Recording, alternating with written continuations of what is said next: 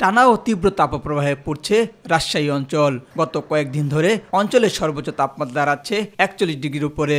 অতিরিক্ত গরমে দুপুর গড়াতেই ফাঁকা হয়ে যাচ্ছে পথঘাট। গরম বাতাসে দুর্বিষহ জীবনযাপন করছেন সাধারণ মানুষ। রাস্তার মধ্যে মনে হচ্ছে গরম চলে আসছে, একবার শরীরে একটু পরে পরে আমাদেরকে পানি খাইতে হচ্ছে। অবস্থা নাই, অনেক প্রচুর গরম। রোদে ঘুরলে মাথা ঘুরে উঠে, রাস্তাঘাটে চলাফেরা খুবই অস্থির লাগে, এই জন্য ছাতা নিয়ে বেরিয়েছি। রাজশাহী মেডিকেল কলেজ হাসপাতালে প্রতিদিন প্রায় 1000 রোগী গরমজনিত রোগে আক্রান্ত হয়ে ভর্তি হচ্ছে। বিশেষ করে ডায়রিয়া ও হিটস্ট্রোকে আক্রান্ত এসব রোগীর মধ্যে শিশু ও বয়স্করা বেশি।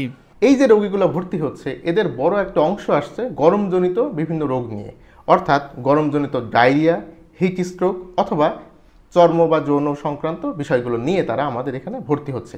আমাদের পরামর্শ হচ্ছে আপনারা প্রচুর পরিমাণে পানি এবং পানি জাতীয় খাবার গ্রহণ করবেন। এদিকে রাজশাহী অঞ্চলে আগামী আরো কয়েকদিন এই তাপপ্রবাহ চলতে পারে বলে জানিয়েছে আবহাওয়া অফিস। রাজশাহী বিভাগের উপর দিয়ে মৃদু থেকে মাঝারি তাপপ্রবাহ বয়ে যাচ্ছে এবং আগামী আরো কয়েকদিন এইরকম তাপপ্রবাহ বিরাজমান থাকতে পারে। টানা তীব্র তাপদাহের কারণে জেলায় গত শনিবার থেকে 7 দিনের হিট অ্যালার্ট জারি করা হয়েছে। তীব্র গরমে আপনি শারীরিকভাবে অসুস্থ হতে পারেন। এস এম হামিম, মাই টিভি। জীবনযাত্রায় ব্যাঘাত ঘটতে পারে।